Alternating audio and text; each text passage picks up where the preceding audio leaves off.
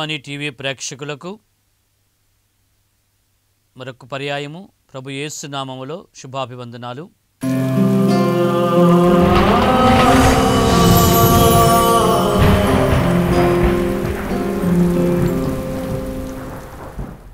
పునీత అగస్టిన్ వారి జీవితం నుంచి, వారి యొక్క అంతర్మథనం నుంచి కొన్ని జీవన పాఠాలని నేర్చుకునే ప్రయత్నంలో వారి యొక్క పాపోచ్చరణ వ్యక్తిగతంగా తన యొక్క జీవితంలోంచి రాస్తున్న అంశాలలో నుంచి ఆధ్యాత్మిక పాఠాలు నేర్చుకునే ప్రయత్నంలో ఈ వారములో వారి యొక్క జీవన పరివర్తనకు ముందు, జీవితంలో ఒక దశలో మారటానికి ముందుగా ఆయన యొక్క వివిధ ప్రలోభాలను ఏ విధంగా వాటికి బానిసయ్యారు అని మనం నిన్నటి రోజు నుంచి ధ్యానిస్తూ ఉన్నాం. నిన్నటి రోజున మనం శారీరక వాంఛలు, వాటికి బానిసైన విధానం మనం ధ్యానించాం. ఈ రోజున వివిధ మత సిద్ధాంతాలకు కూడా ఈ పునీత అగస్టిన్ వారు అప్పటి రోజులలో ప్రభావితమయ్యారు. కొద్దిగా క్రైస్తవత్వంతో పాటు పోటాపోటీగా చలామణి అవుతున్నటువంటి వివిధ మత అంశాలు, క్రైస్తవ మతానికి వ్యతిరేకంగా వస్తున్నటువంటి కొన్ని ప్రబోధలు, వాటిని మనం హెరసీ అంటాం. మత ప్రబోధనకు వ్యతిరేకంగా వచ్చినటువంటి సిద్ధాంతాలు, బోధనలు. అటువంటి వాటిలో కూడా ఈయన ప్రభావితమై వాటికి లొంగిపోయాడు కొంతకాలం. ఆ విధంగా లొంగిపోవడం కారణం చేతే తల్లి మోనిక క్రైస్తవ భక్తురాలైనప్పటికీ ఎన్ని మార్లు మరి ప్రయత్నం చేసినా ఆయన ఇష్టపూర్తిగా బప్తిస్తం తీసుకోవడానికి, క్రైస్తవ బిడ్డగా మారటానికి అంగీకరించలేదు. వివిధ మత సిద్ధాంతాలు అవి వేదాంత భావాలతోనూ, తత్వభావాలతోనూ, అంటే ఆలోచన విధానంతోనూ, మత భావాలతోనూ మిళితమై బాగా చదువుకున్న వాళ్ళని, ఆలోచింపచేసే వాళ్ళని ప్రభావితం చేసేటువంటి సిద్ధాంతాలు ఉండేవి. 350-450 మధ్యకాలంలో, క్రీస్తుశకం 350-450 మధ్యకాలంలో ఈయన జీవిస్తున్నట్టు ఆ యొక్క జీవిత కాలంలో క్రైస్తవ మతం ప్రారంభమయ్యి అప్పటికి మరి ఆ 2-3 శతాబ్దాలు గడిచాయి. అప్పటికే బలమైనటువంటి మతాలు, వివిధ ధర్మాలు, వివిధ బోధనలు చోటు చేసుకుని ఉన్నాయి.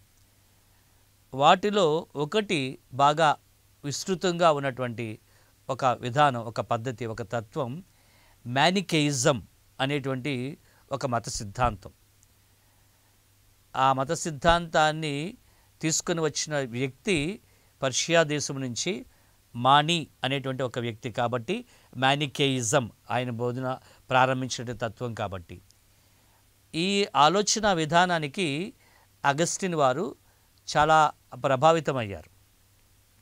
అందులో ఉన్నటువంటి ప్రధానమైన విషయం ఏమిటి, ఎందుకు ఈయన ప్రభావితమయ్యారు అనేటువంటిది మనం కొద్ది కూడా తెలుసుకున్నట్లయితే, ఇతను జ్ఞానస్నానం తీసుకోకుండా, బప్తిస్తం తీసుకోకుండా, దైవబిడ్డగా మారకుండా తన యొక్క సాహిత్యంతోనూ, తన యొక్క పాండిత్యంతోనూ, తన మేధావిగా, తెలివితేటలు ఉన్న వ్యక్తిగా కూడా ఎందుకు దూరంగా ఉన్నాడనే విషయాన్ని మనం కొంతగా ఆలోచన చేయవచ్చు. ప్రతి మనిషి జీవితంలో చీకటి వెలుగు అంటూ ఉంటాం. వెలుగు చీకటి ప్రయాణం, మంచి చెడు, ధర్మం అధర్మం, సమాజంలోనూ వ్యక్తిలోనూ ఈ రెండింటి మధ్య పోరాటం ఉంది అని మనం అంటూ ఉంటాం. కానీ ఈ మ్యానికేయిజం అనేటువంటి ఈ సిద్ధాంతం ఈ రెండింటినీ కూడా ప్రధానమైన శక్తులుగా తీసుకుంటుంది. రెండు ప్రధానమైన శక్తులు ప్రపంచంలో చోటు చేసుకుని ఉన్నాయి. వ్యక్తికి ఇది ఈ రెండింటిలో దేనివైపు తన మొగ్గు చూపిస్తాడో అది ఆ వ్యక్తి యొక్క ఆలోచన మీద, వ్యక్తి యొక్క నిర్ణయం మీద, వ్యక్తి యొక్క స్వేచ్ఛ మీద ఆధారపడి ఉంటుంది. ఎటువైపైనా మొగ్గు చూపించేటువంటి అవకాశం ఉంది. ఇవి రెండు కూడా ప్రధానమైన శక్తులే అని రెండింటిని వాళ్ళు ప్రధాన శక్తులుగా గుర్తిస్తూ ఉంటారు. దాన్ని డ్యూవలిజం అంటారు. డ్యూ అంటే రెండు ప్రధానమైన శక్తులు. ఈ విషయం గురించి మనం తెలుసుకోకపోతే మరి అగస్టిన్ గారి యొక్క జీవితంలో ఉండేటువంటి ఈ ఒడిదుడుకుల ప్రయాణంలో క్రీస్తును అంగీకరించడం ఎందుకంత ఆయన జాప్యం చేశాడు, ఆలస్యం చేశాడు అనేటువంటి ఒక సమాధానం మనకి ఒక లోటుగా మిగిలిపోతుంది. కాబట్టి ఈ అంశం గురించి కూడా మనం తెలుసుకోవాలి. అయితే ఇవి రెండూ కూడా ప్రధానమైన శక్తులుగా వీళ్ళకి కనబడుతూ ఉండేవి. ఈ రెండింటిలో కూడా మనిషి మరి చెడు వైపుకు వెళ్తూ ఉన్నాడంటే లేదా చీకటి శక్తులకు ప్రభావం వెళ్తూ ఉన్నాడనట్లయితే అది అలా వెళ్తున్నాడు. ఆ వ్యక్తికి అటు ఎక్కువగా కనిపించింది, ఆ సమాజంలో అటు ఎక్కువగా ఉంది. వ్యక్తిగతంగా తన యొక్క బాధ్యతగా ఈ రెండింటి మధ్య స్వేచ్ఛతో నిర్ణయం తీసుకొని పోరాటం చేసే విధంగా అవకాశం లేదు అనేటువంటి స్థాయిలో కూడా వీళ్ళు చెప్పడం జరుగుతూ ఉంటుంది. కావున ఈ విధమైనటువంటి ఆలోచన విధానానికి, పద్ధతికి ఈయన కూడా ఒక విధంగా లోనయ్యాడని మనం చెప్పుకోవచ్చు. మన క్రైస్తవత్వంలో ఒకే దేవుడు, దైవత్వము, దేవుడు అనేసరికి, దైవత్వం అనేసరికి మంచి, God is good, goodness it self, భగవంతుడు అంటే మంచి, పరిపూర్ణంగా మంచి, ఇంకా అక్కడ చెడునకు తావులేదు అనేటువంటి ఆలోచన విధానంలో మనం క్రైస్తవత్వాన్ని, బైబిల్ గ్రంథాన్ని వివరిస్తూ ఉంటాం. భగవంతుడు తాను చేసిన సృష్టిలో కూడా సమస్తమును అన్నింటినీ కూడా మంచిగా చేశాడు, అన్నీ బాగా చేశాడు, అన్నీ మనిషికి మంచిగా ఉండేటట్లుగా చేశాడు. కాబట్టి ఈ ఆలోచన విధానానికి, ఈ మ్యానికేజం ఆలోచన విధానానికి చాలా వ్యత్యాసం ఉంది. అటువంటి ఆలోచన విధానానికి ఈయన ప్రభావితుడయ్యాడు. కాబట్టి అటువైపున మొగ్గు చూపిస్తూ వెళ్ళటం ప్రారంభించాడు. తను రాసుకున్నటువంటి పుస్తకంలో కూడా ఆయన మొదటి 4 పుస్తకాల్లో కూడా ఈ కన్ఫెషన్స్ ఆఫ్ సెయింట్ అగస్టిన్ మొత్తం 13 పుస్తకాలు. ఈ 13 పుస్తకాల్లో మొదటి 4 పుస్తకాల్లో కూడా ఈ విషయం గురించి ఆయన ప్రస్తావించాడు. మరి ముఖ్యంగా ఆయన చెంతకు వచ్చినటువంటి మరొక స్నేహితుడు, ఆ స్నేహితుని ప్రభావం వల్ల కూడా ఈ సిద్ధాంతానికి ఆయన లోబడి ఉండి రమారమి 9 సంవత్సరాల పాటు ఈ విధానంలో కట్టుబడి ఆయన దాని వైపు మొగ్గు చూపిస్తూ ఇతరులకు కూడా ఆ అంశాన్ని ఆయన వివరిస్తూ ఉండేవాడు. క్రైస్తవత్వానికి ఈ వ్యతిరేక ధోరణికి ఆయన ఆకర్షితుడవుతూ తన ఉద్యోగ జీవితంలో ఎలా అయినా జీవించవచ్చు, ఈ చెడువైపు జీవించవచ్చు, తన యొక్క వ్యక్తిగత జీవితంలో తను పరిచయమైన ఆ యొక్క స్త్రీతో ఆ ప్రలోభంలో ఎలాగైనా జీవించవచ్చు అని ఈ బలహీన పరిస్థితులన్నిటినీ కూడా ఆయన సపోర్ట్ చేసుకోవడానికి, సమర్థించుకోవడానికి, వీటిలో ఏమీ తప్పులేదు, ఈ ప్రలోభాలు వచ్చాయి, ఈ వీటికి నేను సరి అని అనుకొని వాటి ప్రకారం నేను వెళ్తూ ఉన్నాను అని తన్ను తాను సమర్థించుకోవడం స్థితిలోనికి వెళ్ళేటువంటి పరిస్థితిలో ఈ మ్యానికేయిజం అనే సిద్ధాంతానికి ఆయన ఎక్కువ శాతం ఆకర్షితుడయ్యాడని తర్వాత ఆయనే తెలియజేస్తూ ఉన్నారు.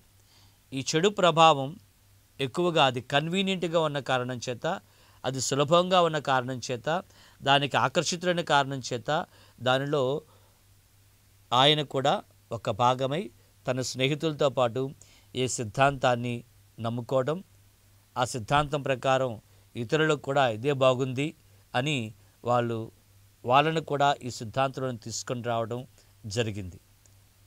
ఇది నెమ్మదిగా తన జీవితంలో ప్రభావితం చేస్తున్నప్పుడు మరొక వైపున తన తల్లి అయినటువంటి మోనికమ్మ క్రైస్తవత్వం తీసుకోమని అనేక మార్లు చెప్తూ ఉండేటప్పుడు, క్రైస్తవత్వం గురించి ఆయన ఆలకిస్తూ ఉండేటప్పుడు ఈ రెండింటి మధ్య ఆయన ఊగిసలాడుతూ ఉండేవాడు. సముద్రయానంలో ఉండేటువంటి ఓ నావల, ఓ పడవల తన యొక్క ప్రయాణం ఉంటూ ఉండేది. ఈ నావ ప్రయాణంలో, ఈ పడవ ప్రయాణంలో నువ్వు నన్ను నడిపించినట్లయితే నేను సరైన గమ్యానికి వెళ్ళేవాడినేమో, నేను నీ చెయ్యి అందుకున్నట్లయితే నేను సరైన స్థాయికి వెళ్ళేవాడినేమో అని ఈ భక్తుని యొక్క భావంతో మనం మన జీవితాల్లో కూడా ఈ విధంగా మన యొక్క ప్రయాణంలో వివిధ సిద్ధాంతాల మధ్య ఊగిసలాడుతూ ఉండేటప్పుడు మనం అనుకుంటూ ఉండాలి, ప్రభువా నీవు నా నావను నడిపించు, నీవే నా నావను నడిపించినట్లయితే, నా నావ ప్రయాణంలో నువ్వు ఉన్నట్లయితే నేను వివిధ సిద్ధాంతాలకు, వివిధ ప్రలోభాలకు, వివిధ ఆలోచనలకు నేను లొంగి ఉండేవాడిని కాదేమో అని ఇతను అనుకున్నట్టుగానే మనం కూడా అనుకునేటువంటి పరిస్థితి, ప్రేరణ మనకు కలగవచ్చు.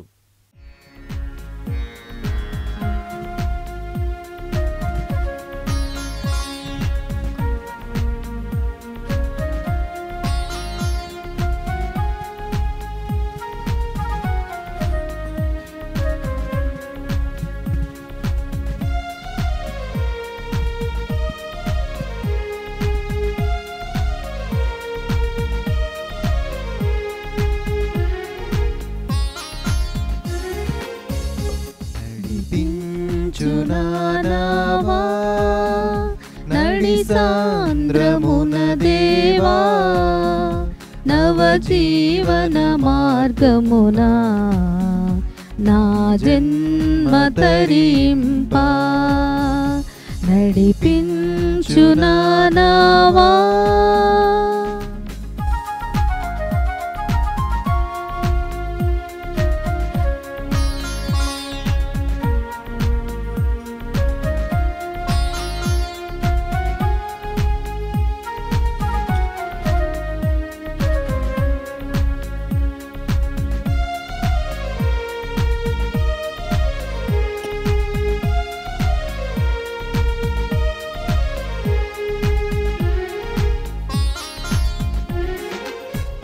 ప్రభు మార్గము విడిచితిని ప్రార్థించుట మానితిని ప్రభు మార్గము వదలితిని పరమార్థము మరచితిని ప్రపంచ నటనలలో ప్రావీణ్యమును పొంది ఫలహీనుడనై ఇప్పుడు పాటింతు నీ మాట నడిపించునావా నడి సాంద్రమున దేవా నవజీవన మార్గమున నా జన్మ తరింపా నడిపించునావా.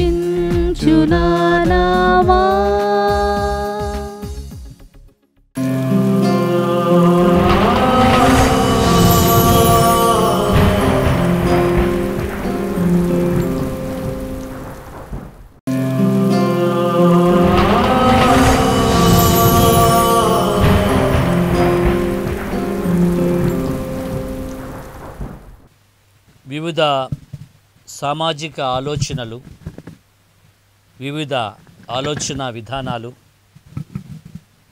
వివిధ ప్రలోభాలు ఆలోచన విధానాన్ని ప్రభావితం చేస్తూ ఉండేటప్పుడు ప్రభువా నా నామని నీవే నడిపించు అని మనం అనుకున్నట్లయితే, ఆ ప్రభువే మన నామని నడిపించినట్లయితే ఈ కొట్టుమిట్టాడుతున్నటువంటి ఆలోచన విధానంలో ఒక సరైనటువంటి నిర్ణయానికి మనం వెళ్ళటానికి అవకాశం ఉంటుంది. ఈయన తన జీవిత విధానానికి అనుకూలంగా ఉందని ఈ వివిధ సిద్ధాంతాలకి, ముఖ్యంగా మ్యానికేయిజం యొక్క సిద్ధాంతానికి, తను ఇష్టం వచ్చినట్టుగా జీవిస్తున్నటువంటి పద్ధతిలో, శారీరక జీవిత విధానంలోనూ, స్త్రీ సహవాసంలోనూ, తన యొక్క ఉద్యోగ విషయంలోనూ హాయిగా ఒంటరిగా ఇష్టం వచ్చినట్టుగా జీవిస్తున్న విధానంలో తన యొక్క స్వేచ్ఛతో తను ఆ విధంగా ఆ ప్రభావం నాకు ఇది మంచి అనిపించింది ఎలా వెళ్తున్నాను అని సమర్థించుకోవడానికి అనుకూలంగా ఉన్నటువంటి స్థాయిలో ఆయన వెళ్ళిపోతూ ఉన్నాడు. ప్రస్తుత సామాజిక విధానంలో మన యొక్క జీవితంలో కూడా, యువ జీవితంలో కూడా అనేక సందర్భాల్లో వివిధ బోధనా పద్ధతులు, వివిధ ఆలోచన విధానాలు, వివిధ లోక విధానాలు ఎప్పటికప్పుడు మారుతూ ఉంటాయి. Philosophical thoughts and the theological thoughts, reflections, ఆలోచన సరళి, ఆలోచన విధానం, తత్వ విధానం, వేదాంత విధానం ప్రభావితం చేస్తూ ఉంటుంది. ఈయన ఆ ప్రభావంతో చివరికి ఏ స్థాయికి వెళ్ళిపోతాడంటే, క్రైస్తవ మత విధానం పట్ల ఆసక్తి లేకపోవడం, డిస్టేస్ట్ అని ఆయనే చెప్తాడు. డిస్టేస్ట్, రుచించలేదు అంటాడు. క్రైస్తవత్వం నాకు రుచించలేదు అంటాడు. అప్పటికి పరిశుద్ధ గ్రంథం ఎక్కువ భాషల్లో వాళ్ళకి అందుబాటులో ఉండేది కాదు.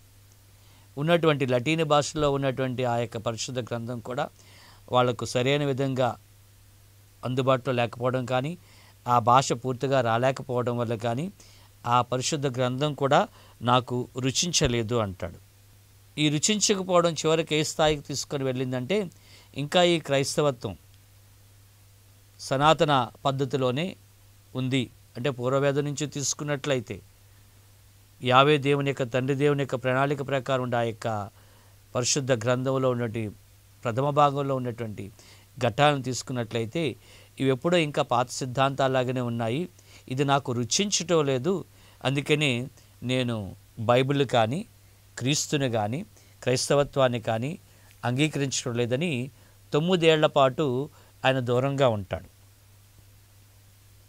ఆ తర్వాత నెమ్మదిగా తను అనుకున్నటువంటి స్థాయిలో ఈ బోధన కూడా తనకు దగ్గరగా లేదని మరొక తత్వం బోధనా విధానంలోనికి వెళ్తాడు.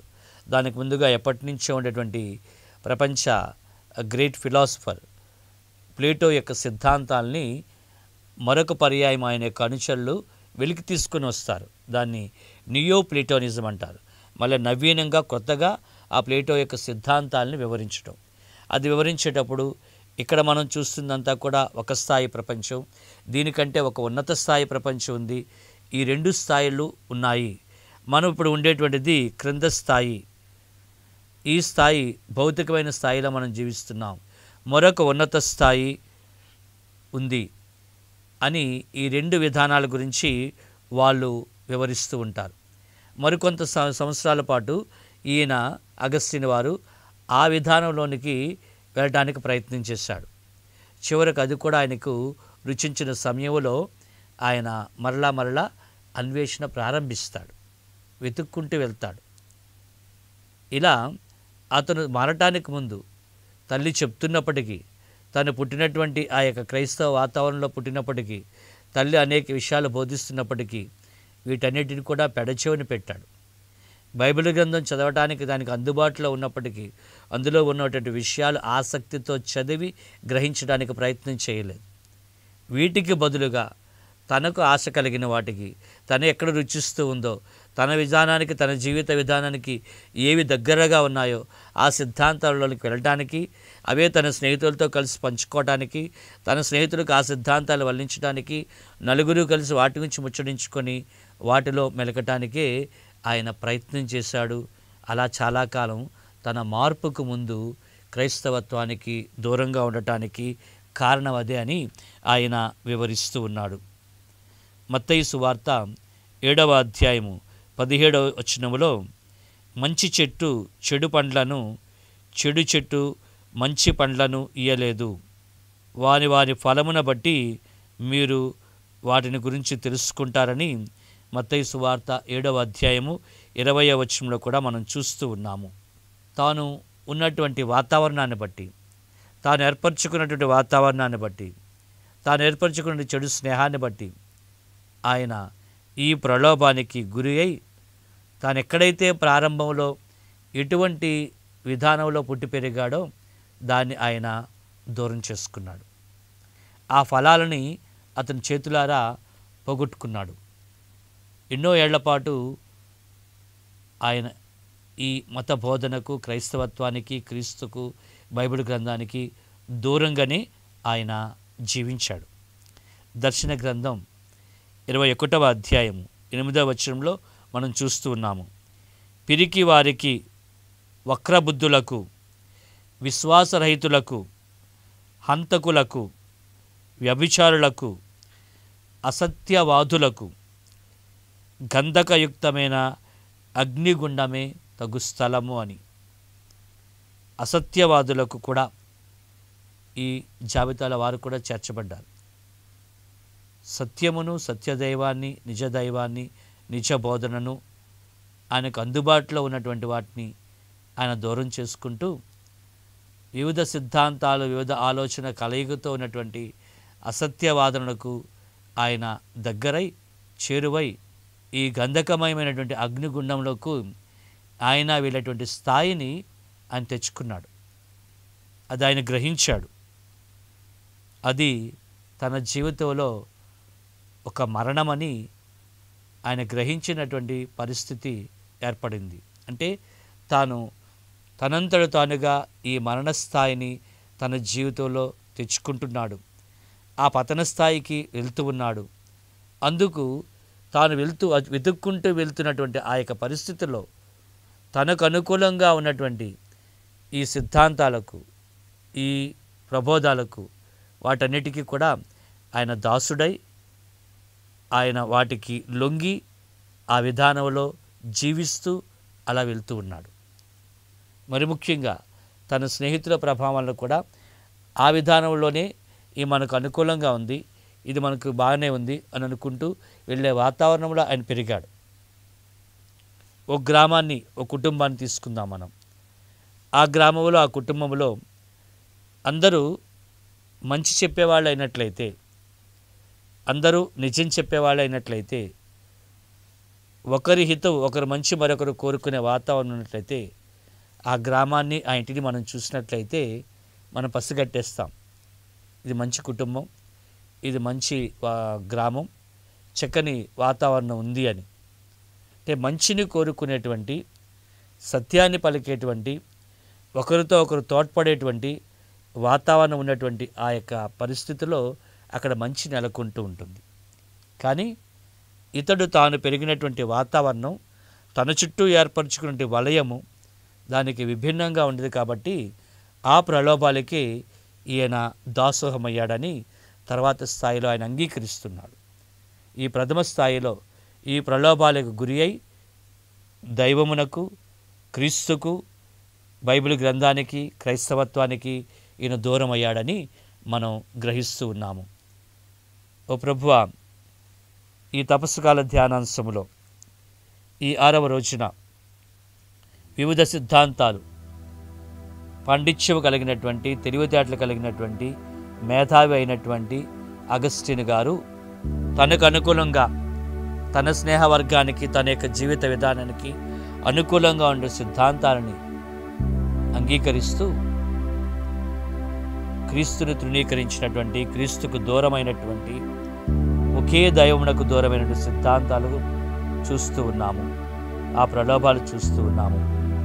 ప్రభువా, ప్రస్తుత ప్రపంచంలోనూ వివిధ ఆలోచన విధానాలు, వివిధ ప్రలోభాలు, సర్దిపుచ్చుకునేటువంటి తత్వము, అందరూ ఇలా ఉన్నారు కదా, అందరికీ ఆమోదయోగ్యమే కదా, అందరూ ఇలానే చేస్తున్నారు కదా, ఇది సరి అయినదే అనుకొని వెళ్ళేటువంటి విధానంలో ఒకవేళ మేమును ఉన్నట్లయితే, మా కుటుంబం నుండి యువతీ యువకులు అలా వెళ్తూ ఉన్నట్లయితే, అగస్టిన్ గారి యొక్క జీవిత ఆదర్శం ద్వారా ఒక ప్రేరణని ఇస్తూ, వాటిలో ఉండే మంచి చెడులను తెలుసుకుంటూ, ఏది సులభంగా, ఏది సాఫీగా, ఏది అనుకూలంగా ఉన్నదని కాకుండా, ఏది నిజమైన సత్యము, సత్యదైవంగా వచ్చిన క్రీస్తుని యొక్క బోధనను, ఆయన యొక్క మంచిని, ఆయన ఏర్పరిచిన యొక్క దైవరాజ్యాన్ని వెతికే బిడ్డలుగా మమ్మందరినీ దీవించండి. దైవరాజ్యాన్ని, క్రీస్తు బోధను, క్రీస్తు మాటలలో ఉన్న దైవరాజ్య నీతిని వెతికే బిడ్డలుగా ఈ మరి ముఖ్యంగా ఈ తపస్సు కాల దినములో ఈ మీ ప్రేక్షకులందరికీ కూడా, మమ్మకందరికీ కూడా దయచేయమని ప్రార్థిస్తూ ఉన్నాము తండ్రి. ఆమేన్. రేపటి దినమున ఇదే సమయంలో మనందరం మళ్ళా కలుసుకుందాం. అందరికీ కూడా దైవాశీస్సులు.